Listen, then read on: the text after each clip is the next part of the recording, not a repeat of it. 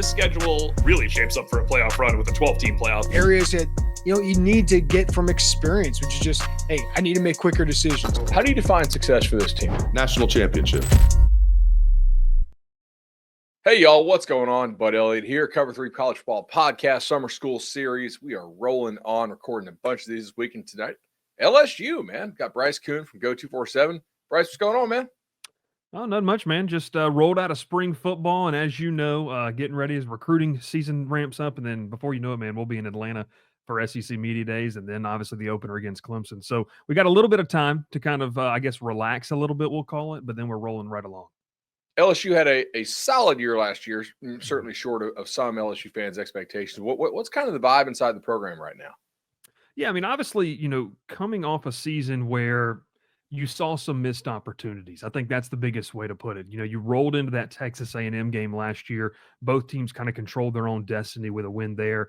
Tigers fall flat in just a horrid second half, and then a losing streak there towards the end of the season, which Brian Kelly, throughout his career really hasn't endured, and LSU hated to see that in terms of the fan base. So, a lot of people talked about year 3 being the year for Brian Kelly, but one of the big things I'm taking away here in year 4 in terms of the way they have spent in the transfer portal, the way they have really kind of gone all in with getting Garrett Nussmeier to come back for one final season. This is a make or break year for Brian Kelly and LSU. I don't know in terms of job security where it truly sits, but just in terms of what we have on the roster, what we like in terms of our great young depth and the veterans we brought in, this is a year where it's kind of playoff or bust. 100%. So offensively, Joe Sloan returns to OC. Nussmeier's back.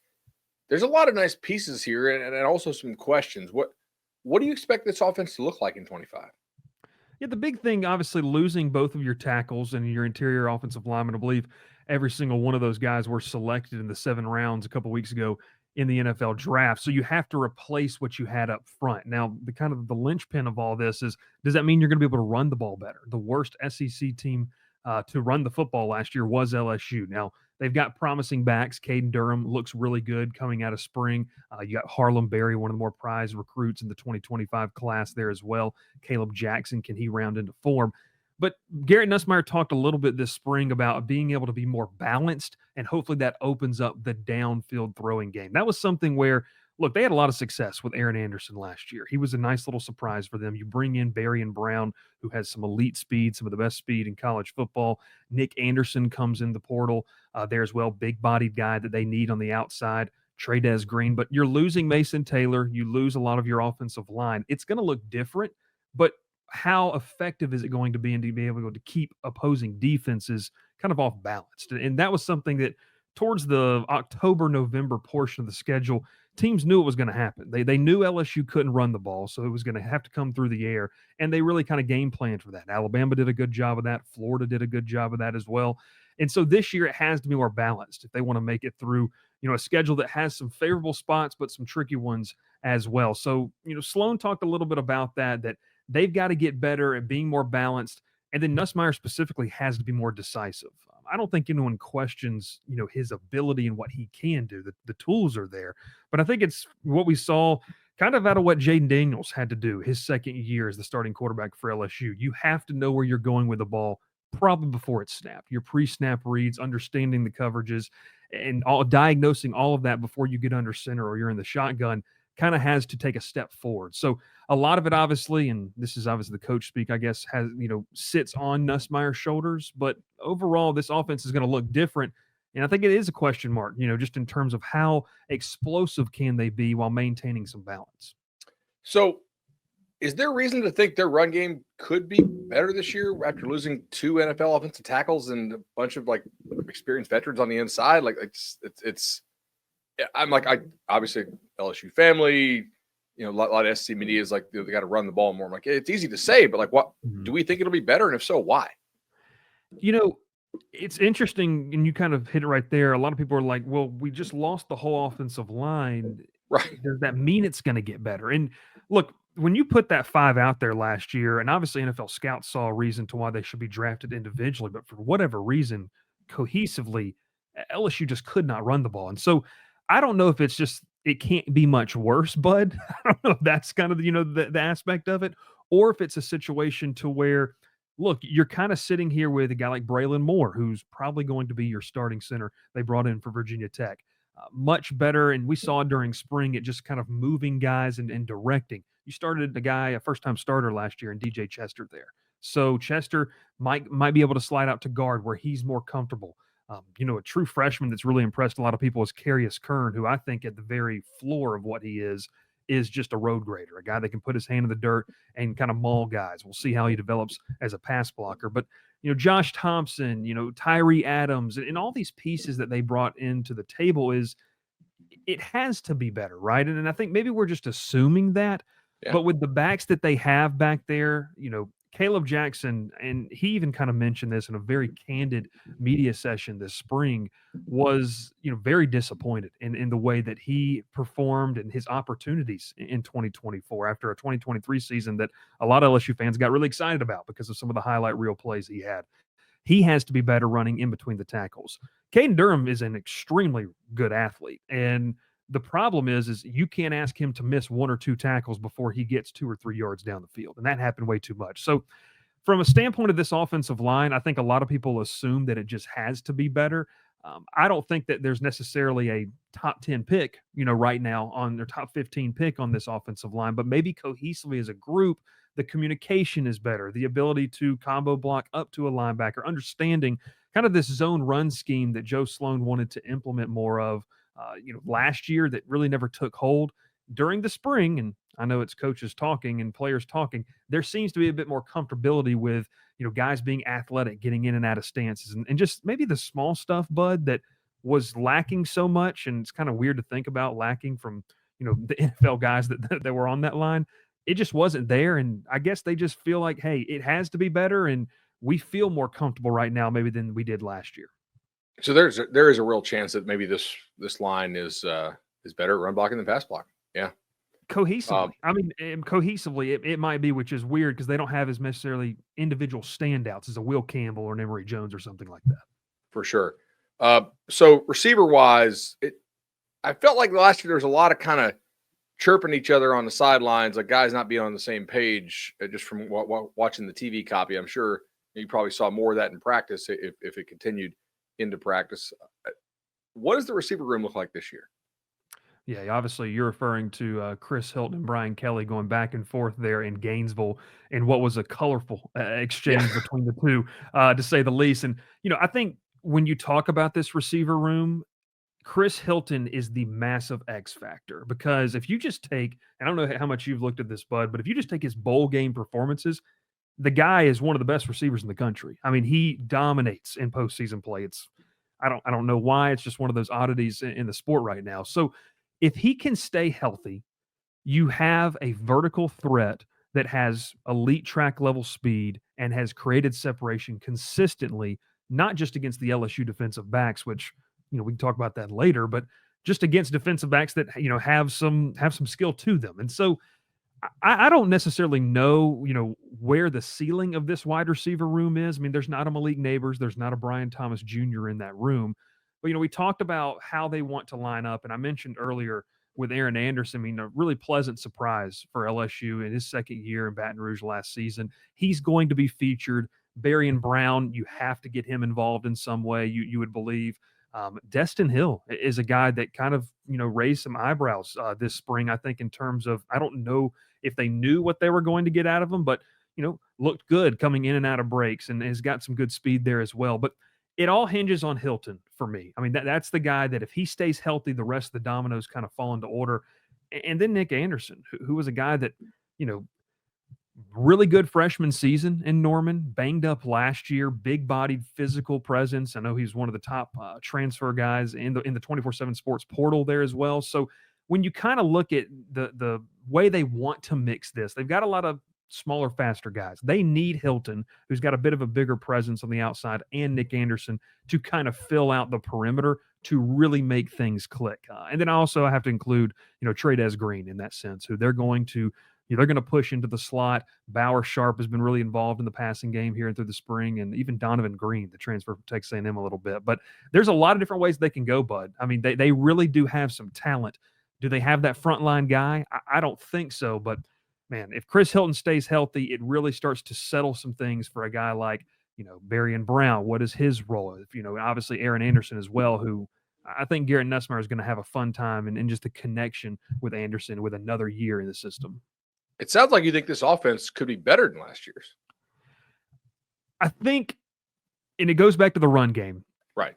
In terms of the balance. Look, I mean, you look at the stats from last year, Nussmeier put up some numbers, right? Like, you can't ignore the numbers he put up, and a lot of people, and I don't know where you guys had him, a lot of people think that he's probably one of the top quarterbacks returning in college football, and especially the SEC, in terms of he's the only guy who has a proven track record in the SEC there as well. But the internal clock, like I mentioned, for Nussmeier has to be better. I mean, I was on the field watching, and I go back to maybe the lowest of lows for them, that second half against A&M. I watched that one from the field, and look, I mean, we just saw, who all was drafted off of that Texas A&M front seven and what they brought to the table.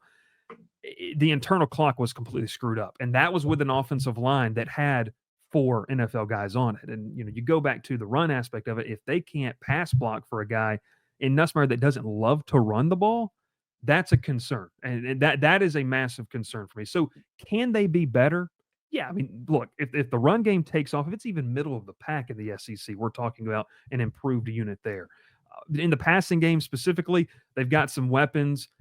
I mean, I know LSU fans have talked on our board about it, Bud. They really hope that the utilization of Trey'Dez Green is more prominent than it was last year, because that's He's a guy freaky. who's a matchup nightmare. I mean, matchup nightmare. I go back to that play he had in the red zone against Ole Miss, and then the bowl game against Baylor, where he was really, really dynamic. So it's a group that can be better. It is going to hinge on a lot of internal development. I know they brought some guys in, but truth be told there, it's the core group, that Chris Hilton, the Aaron Anderson, the Caden Durham, the offensive line, and Garrett Nussmeier. If they take a step forward, I think the expectation from that staff, and even talking with some people there, is that this should be, on paper, one of the more explosive units in the conference. Nice. All right, when we get back, we're talking about LSU defense. When you need your sports news all the time, we've got breaking news to bring to you. CBS Sports HQ gives you a snapshot of all the sports that matter to you. When you need your sports in a snap, find it on CBS Sports HQ, streaming free anywhere you are. All right, y'all, welcome back here to the Cover 3 College Ball Podcast, Summer School Edition, talking LSU with Go247's Bryce Kuhn. Bryce, awesome rundown on the offense, man. Let's get to the defense here.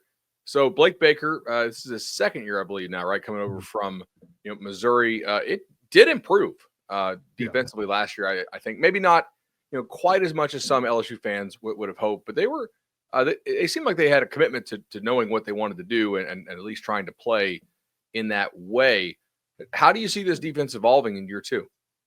Yeah, you mentioned the improvement level, and I think it's around a 5-point per game improvement level and around 40 to 50 yards. So it's incremental. I think LSU fans, and we talked about earlier, maybe the expectations is that it needs to take a jump, a leap, for them to be able to be one of those 12 teams in December. So, in terms of this defense, there's a lot of different ways you can go. I thought it was pretty unique, Bud, that, in terms of transfer portal additions, which that's been kind of all the hoopla around LSU and having that number 1 portal class, defensive line was focused on. The edge position was completely revamped.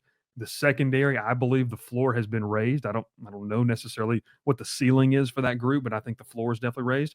The linebacking core wasn't touched, like, at all. Like, they're going to roll with a combination of, I know LSU fans are kind of excited to see, of the Weeks brothers, both West and Whit Weeks, and then freshman going into his sophomore, Devon Keys is another player there as well. And the big question is, Bud, where's Harold Perkins going to play whenever he gets healthy? I mean, I know that's something that we've been talking about over on LSU's the coverage aspect, since he had the great game against Bryce Young, where he just kind of mirrored whatever Young did a couple of years ago. And that game against Arkansas, it's kind of been, how do you get that out of him each and every single week? But coming off that ACL tear, he's obviously, a big puzzle piece. But that was kind of the big storyline for me, wanting to get more insight on not touching that linebacker room, feeling good about what you had, and then a defensive line that's got to create some pressure. And they went and did that in terms of, on paper, got some guys out of the portal and improving run defense. I mean, but I don't have the number off the top of my head, but it's around the 215, 220 mark of yards allowed in the run game in terms of SEC losses under Brian Kelly. When they lose SEC games, they're getting gashed up front. And Tiger fans, we're probably the most excited to see Jalen Milroe, elect to go to the NFL and leave after what he did to them in Tiger Stadium. Obviously, DJ Lagway and company with what they were able to do, Lenora Sellers last year. So, in terms of shoring that up, they made some additions. Jack Pyburn probably being the best addition in terms of what they can do up front and setting the edge and playing better run defense. But, you would hope, obviously, in year two, like you mentioned, the floor is continuing to, grow. Any type of drop off defensively, I think, would be kind of ultimate worst case scenario or disaster for Blake Baker here in year number two. So I am curious, as a guy who lives in Florida, it didn't seem, based on what we had heard, that Florida and Florida State were too shaken up to lose Pyburn and Peyton, at least not at the prices they went for. What are the early returns on those guys? Yeah, I think I would agree. In terms of not being up in arms, I guess, of losing those two guys. Starting with Pyburn, LSU for a long time, Bud, and you've covered the sport for a long time. I've covered the sport for some time. You always knew they had a little bit of nastiness about them defensively. And at the very least, the early returns of Jack Pyburn is that he brings a little bit of that swagger. Now, is it arrogance? To the outside or a non-LSU fan, it might be. But, if you're a fan of a team, you always can't stand the guy across from you that has that arrogance, but you love him when he's on your team. And I think Pyburn is going to bring that. Now, look, in terms of his production level, we'll see what he becomes as a pass rusher. But I think at the very base, he's going to help the run game. And you saw that in terms of just the drills they would run. I mean, tons of outside zone runs, and Pyburn's doing a great job setting the edge, which – the amount of film reviews I went and did last year when the games that LSU lost, the edge was non-existent. I mean, teams were able just to kind of cut up field and do what they wanted. So that feels like it could definitely help. And then in terms of Patrick Peyton, a guy that I know you're familiar with, my big question coming into the spring was Patrick Peyton more of a result of having guys like Braden Fisk and Jared Verse from 2 years ago, and I got the chance to watch him in Orlando against LSU 2 seasons ago. Is he a result of that? And is he also a result of a team that was just not good last year and just a lack of winning and, I guess, mentality? I mean, who knows what it's like to be in a locker room with what Florida State had to endure last year.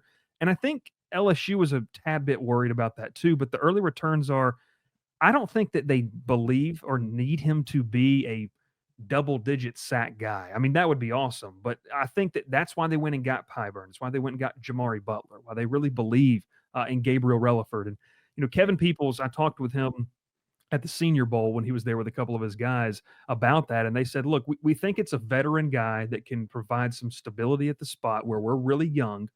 And we added enough around him to where he doesn't have to be the focal point. Now, for a lot of people, it's like, okay, does that mean they don't think he's that good? I think it's a situation of where you let him produce how he's going to produce. And if he exceeds that, then it's just a cherry on top situation. So, those two guys right there, I know Florida and Florida State weren't necessarily up in arms that they lost them.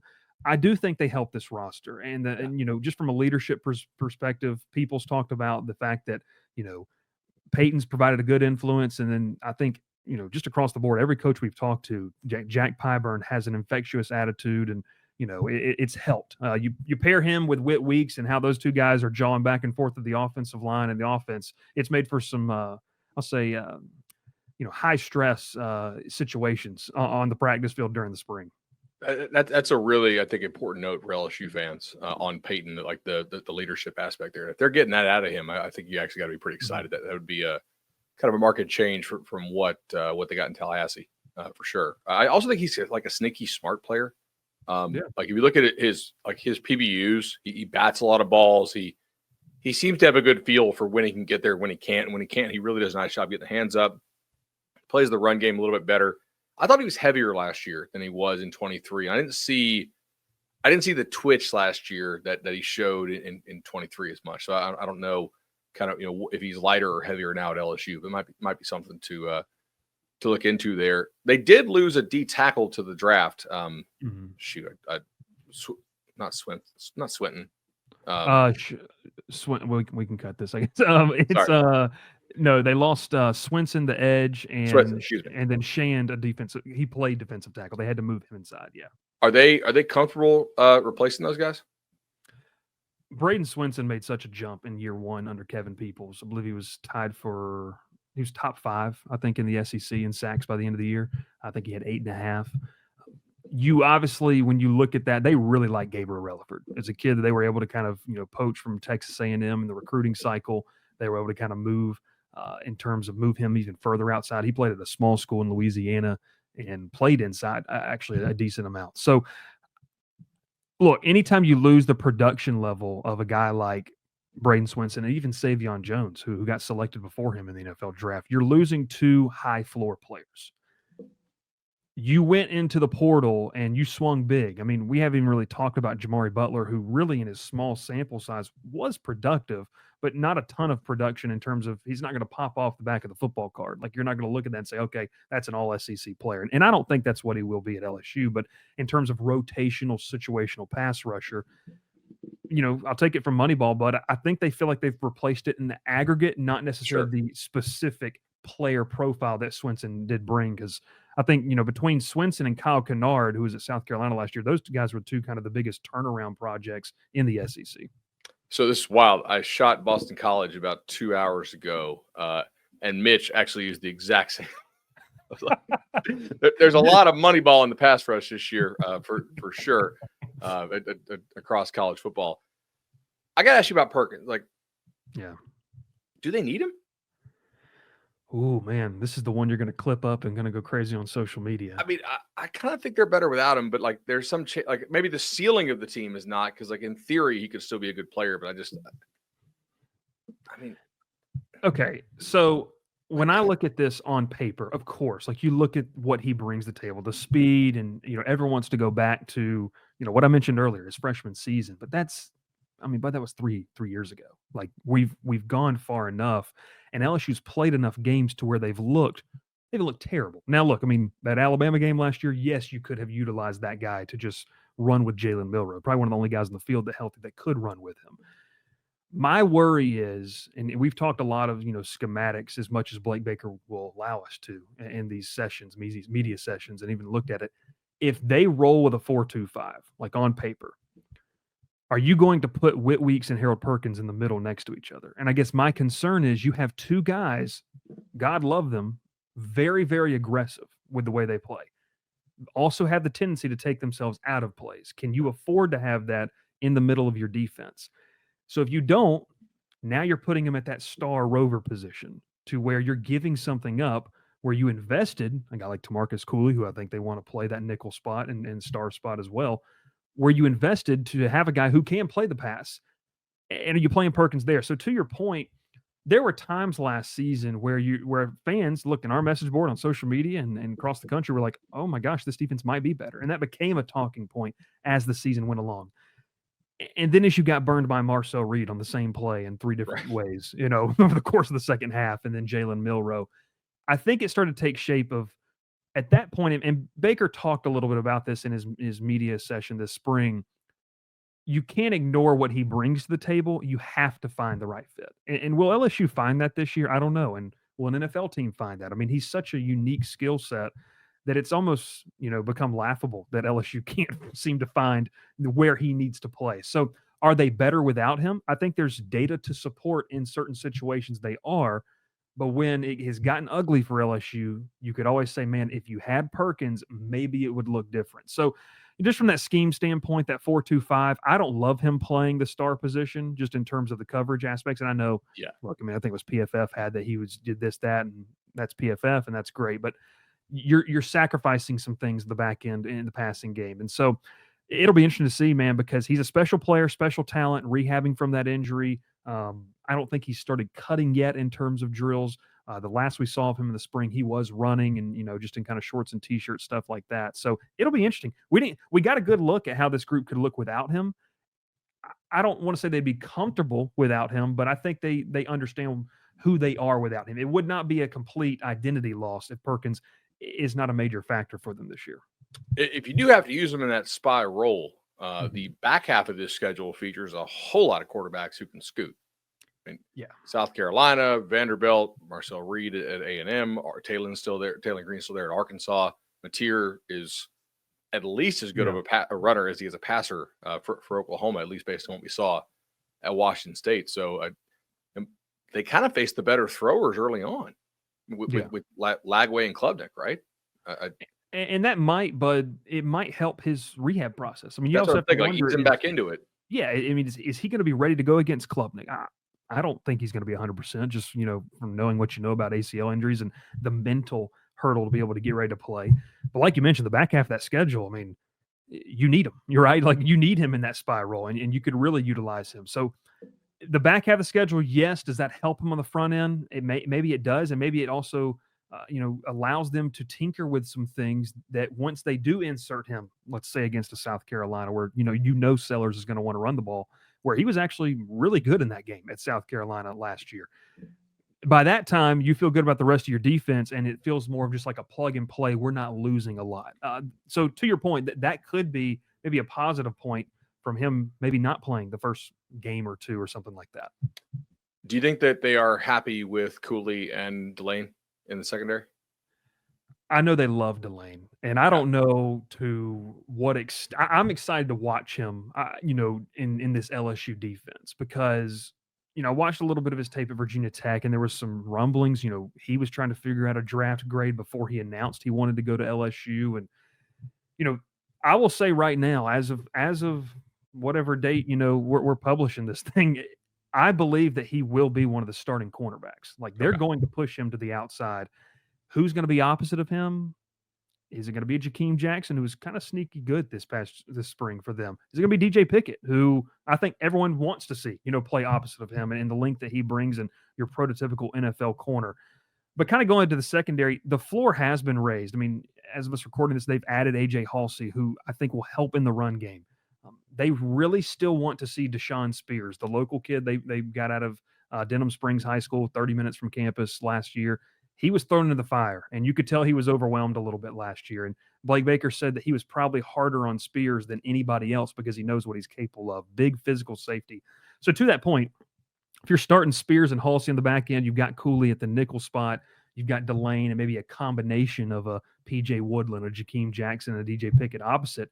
I think LSU fans are excited because, and even the staff's excited because you feel like the floor has been raised because the one guy I didn't even mention in that was your cornerback one from last year, Ashton Stamps. Like, he's nowhere to be found in that rotation. He's still in the roster. So they've elevated the room. I think they feel good about it. The addition of Halsey maybe sorts some things. The nickel spot is going to be crucial because, like we talked about earlier, is it going to be Perkins or is it going to be Cooley, who played that almost exclusively at NC State last year? So a lot of versatility on the back end, a lot of young guys. They've beefed it up. They've gone all in there. And, like I said earlier, I don't know what the ceiling is. I think there's a lot of potential in that room. But, speaking on Delane, you can see why he entertained maybe wanting to leave to go to the draft. He sticks to receivers. He was really, really good. And he offers some versatility too. Like, if for some reason Cooley doesn't work out or you can't find a spot for that nickel, he could go there. And then you would have to hope that DJ Pickett and some of those other guys elevate there on the outside. So the secondary was a spot that I watched a lot of this spring, and they do like it. Corey Raymond feels better. Jake Olson feels way better about the safety room than he did last year. And you obviously have Jordan Gilbert in there as well, who's nursing an injury really from, I think, week 7 on. I mean, he had surgery on his shoulder and really didn't practice much at all this spring. So it's an intriguing room. It's going to be really, really interesting to see kind of how that goes, because I think as much as we talk about this team, the secondary is going to determine a lot of success in terms of the front half of that schedule and even on the back half. With that schedule in mind, how would you define success for this team? Ooh, I posed this question to our board, and they said 10-plus wins and an SEC title appearance was the floor that they would take. And so I thought that was interesting. The floor. An SEC title appearance. Hey, it is the message board. All right. Yeah. So, hey, it's, we love them. We love them. Make sure you get that Absolutely. Go 24/7 subscription. So, no, I think in terms of success, a lot of people are either going to be checked in and out. Now, you're going to have your diehards after week 1. That is really going to lock in a lot of people. Because Clemson, man, I don't know how much I've talked about them. They're nasty up front. Like, that is a nasty defense. So if you can navigate your way to a win there, which I'm telling, a lot of I've covered the ACC before. I know you have some experience. SEC stadiums are awesome, and I love them. That's going to be a tough place to play on a Saturday night when you go to Clemson and play them in their home place. So just in terms of what's successful, a lot of fans want to see, winning the first game. They have not done that under Brian Kelly yet. So maybe that's a low, barometer for success. They want to see that. And I think too, you kind of have the feeling that if they can get to 9 wins and have a strong resume to maybe be one of these first SEC teams that a lot of people nationally talk about being in the playoff conversation, that actually have a real, shot at it. You can play around with the numbers. You can play around if they beat this team, if they lose to this team. If the resume is somehow strong enough, I think that you have to make a playoff under Brian Kelly in year 4. Like, I just don't know. And look, it's a lot of money still in the buyout.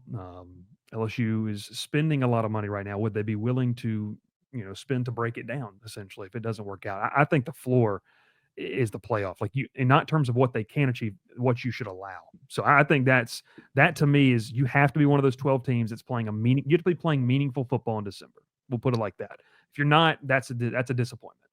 The back half of the schedule is also really, I think there's an absolute ton of variance in the back half of November here. I mean, Arkansas and Oklahoma are 2 staffs that could easily already be fired by this point. Yeah. Right. I mean, like, everybody's real happy on Oklahoma, and I think they probably did a good job in the transfer portal, and Mateer is probably better than Jackson Arnold. No problem about it last year, but we'll see how the players develop. But also, that's a hard schedule. They could be 5-6 going into that game easily. Venables could already be out of a job, and you got guys checked out thinking about the transfer portal. Arkansas, absolutely the same thing. So, I mean, there's a lot of real, or they could be having a great year and pushing for the playoffs themselves, and then you got to roll into Norman last week of the year. That's a bear of a game, right? So, I'm curious to see how this all plays out. We will be watching closely. Bryce, really appreciate it. Thanks, man. Appreciate it, bud. And y'all do some great work. And so LSU fans watch us. Make sure you check out the rest of the Cover 3 guys. They do awesome stuff. Absolutely. We're reading Go 247 all the time. See you, buddy.